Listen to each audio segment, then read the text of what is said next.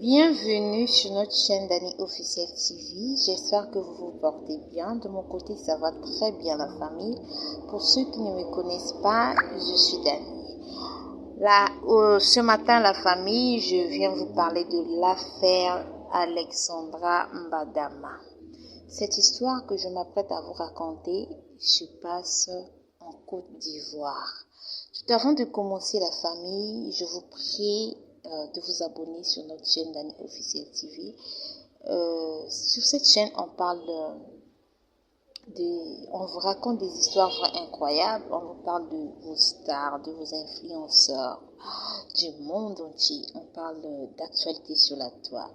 Alors la famille, si cela vous tente, je vous invite à vous abonner et surtout n'oubliez pas d'activer la cloche de notification pour ne pas rater nos belles histoires. Le 15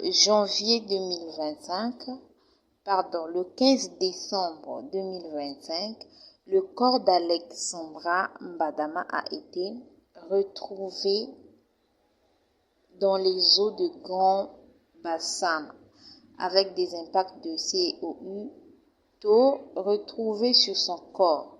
Le père suspect numéro 1 est activement recherché. Alexandra Mbadama, 28 ans, a disparu de la commune de Bengerville alors que, selon ses collègues, elle ne manquait jamais le travail. Ce n'est pas la première fois qu'elle s'évapore.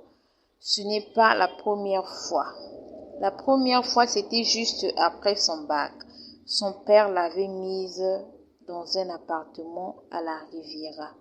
Il nous avait appelés à 6 heures du matin pour nous dire que notre sœur, sa fille, a disparu, qu'il était déboussolé. Il nous a demandé de lui venir en aide afin qu'on la retrouve. C'est ainsi que nous sommes allés à sa recherche toute la journée.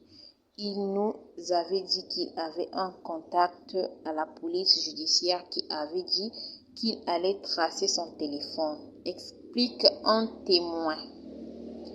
Pendant plus de 10 jours, sa famille et ses amis lancent des appels désespérés. Pendant ce temps, son père donne de fausses pistes affirmant que son téléphone a été localisé à Bengerville. Mais en réalité, il semait le trouble.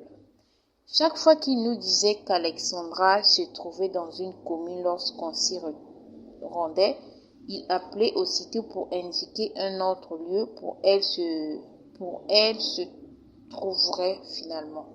Un ami de son ex est venu nous dire qu'il a vu sa copine Alexandra à la mosquée avec son copain. Lorsqu'on décrit ce dernier, on s'est rendu compte que c'était le père d'Alexandra, précise-t-il. Ses amis bouleversés décrivent une jeune femme engagée pour les droits des femmes.